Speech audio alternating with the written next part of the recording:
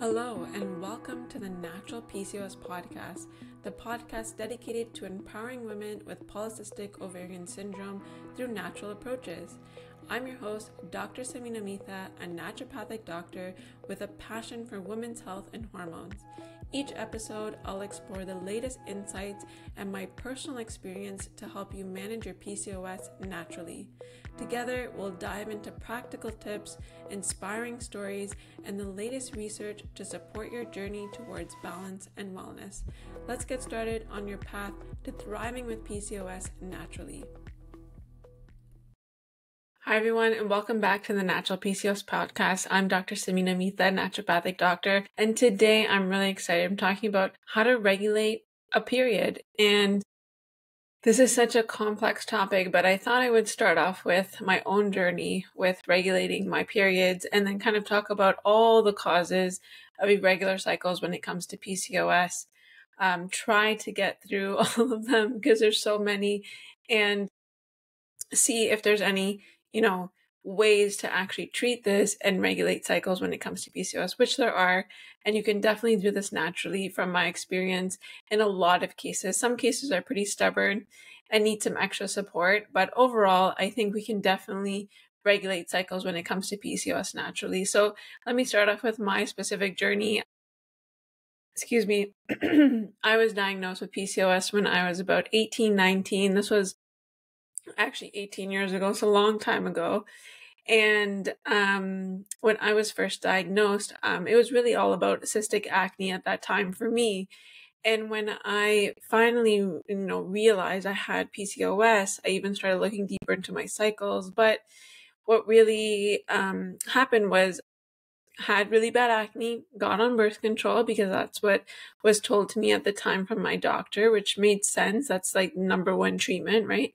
For PCOS. It really impacted me a lot going on that birth control pill. I think I went on Yasmin and it was horrible. I felt really sick all the time. It just wasn't good for me. So I came off, ended up becoming depressed, had all these like weird symptoms, and my cycles became irregular. And, I'm sure my cycles weren't perfect before. I can't remember because it was such a long time ago, but it wasn't the main concern for me at that time. Then I actually started working in a company in New York, and I wasn't really focusing on my cycle. And I decided I was going to go back to naturopathic school and become a naturopathic doctor. I, started really changing the way I was eating. I started focusing on high protein, low sugar, balancing my meals, eating more vegetables, changing the carbohydrates I was eating to more complex carbohydrates. I was basically doing like a Paleolithic type of diet, and it really worked. My cycles actually became pretty regular at that point. But then stepping into naturopathic school, I became pretty stressed because obviously it's school, and my cycles were, pretty regular, but not perfect. I didn't know when I was really ovulating. Other people, all my friends would be like, oh yeah, I'm ovulating on January 14th and I'm going to get my period on blah, blah, blah day. And I always thought that was so cool that people would know when they're ovulating. Anyways, so then, fast track, becoming an naturopathic doctor, really learning about my case. And my whole case was centered around DHAS. This is a hormone in the adrenal glands that is a precursor to testosterone.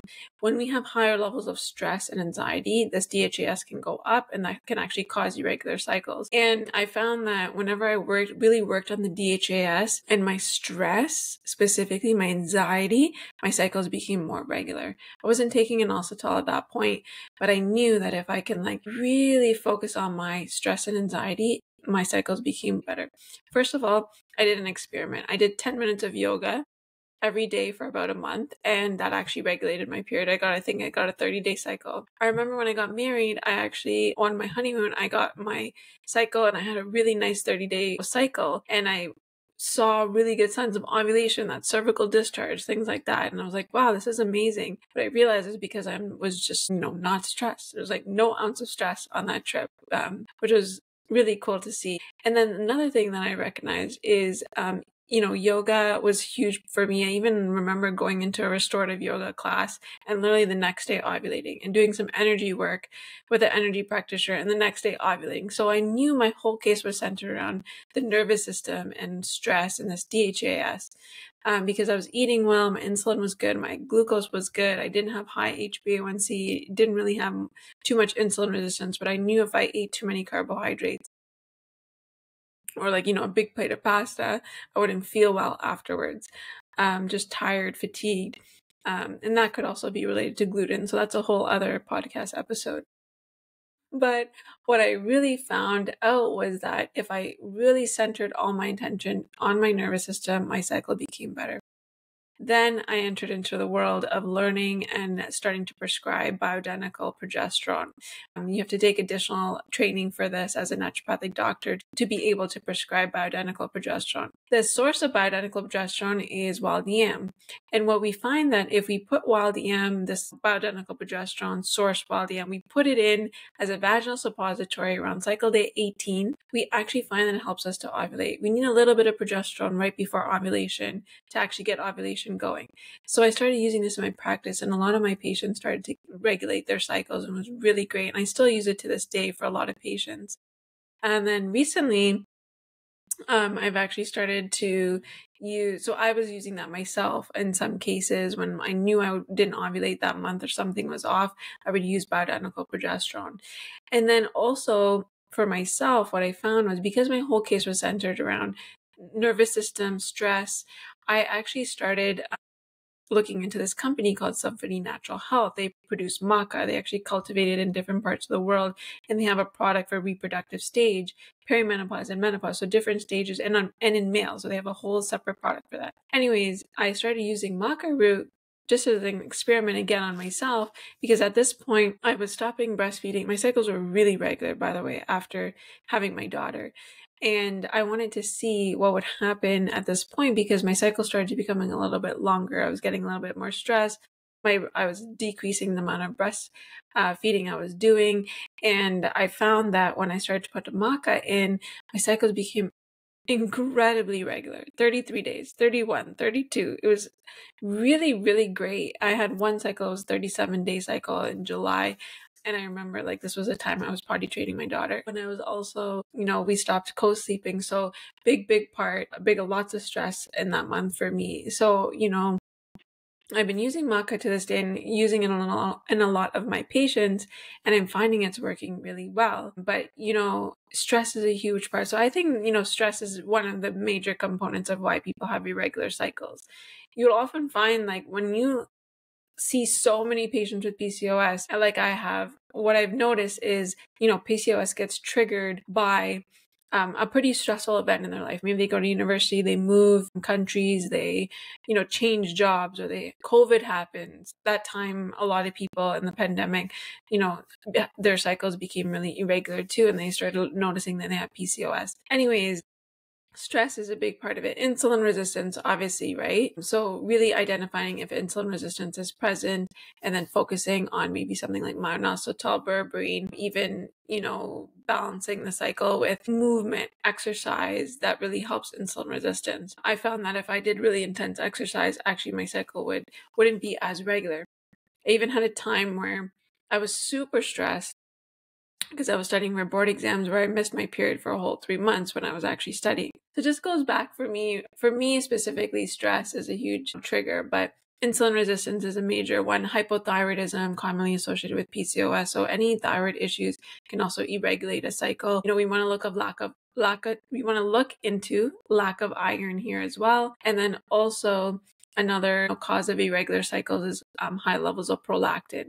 We find that when patients have high levels of prolactin, it can actually severely cause irregular cycles as well. So working on that pituitary gland is important in that case. So insulin resistance, hypothyroidism, hyperprolactinemia, stress, all of these are such a big component and things that we need to look into when it comes to PCOS and to see if we can actually help regulate the cycles this way. So treatments for this, it's so wide and vast. Everyone is so complex. Everyone is different when it comes to PCOS. No one's going to come in with the exact same issues. And if we treat those issues exactly the same for everyone, it's going to work. It's not like that. That's why naturopathic medicine is definitely an art, and treating it with natural approaches can be very, difficult in some sense, but really powerful when we get the right, key lock mechanism, right? Figuring out that exact issue, the root cause, that can really, set us up for balancing every and all hormone that we have in the body. So anyways, treatments, when we're talking about this, so if there is high levels of DHA, in my case, things like L-theanine can be really great here. Prioritizing sleep, doing yoga. Another thing that can be helpful is like herbs that help with stress, like passion flower, valerian root, St. John's wort. All of these can be really helpful. Rolora is a really nice one. Ashwagandha, everyone talks about ashwagandha. And then also, if there's insulin resistance present, I already talked about myoinositol, but berberine, N-acetylcysteine, all of these can be helpful here too. Managing the diet, moving your body. If there's hypothyroidism present, maybe we're giving some medication or we're using herbs, especially ashwagandha here. And in the case of high prolactin, we could be using something like chaste tree. We can also be supporting the body with using progesterone to help manage the cycle overall in every single case that I kind of explained today.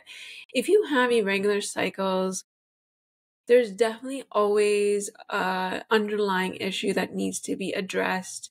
And once that is addressed, the cycle can become regular. I just want to also point out that if you have been prescribed birth control to regulate your cycle, it's actually not giving you your own period. It's just giving you a withdrawal bleed. So this is not an ovulatory cycle. What we're trying to achieve when it comes to PCOS is an ovulatory cycle, meaning you ovulated and a period is coming because you ovulated.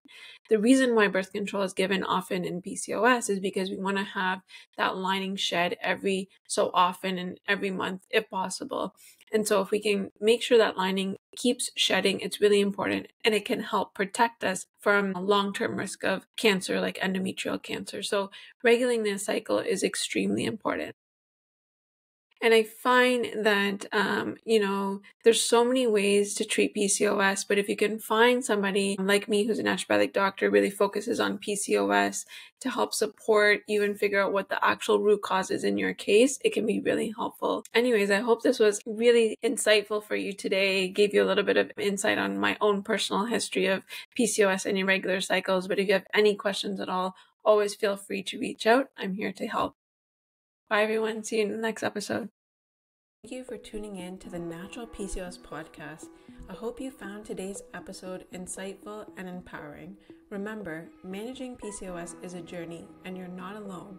For resources, tips, and to connect with our community, visit my website at saminamitha.com. You can also find me on Instagram at dr.saminamitha.nd. If you enjoyed this episode, please subscribe, rate, and leave a review. Your feedback helps me to reach more women seeking support for PCOS. Until next time, take care and stay well.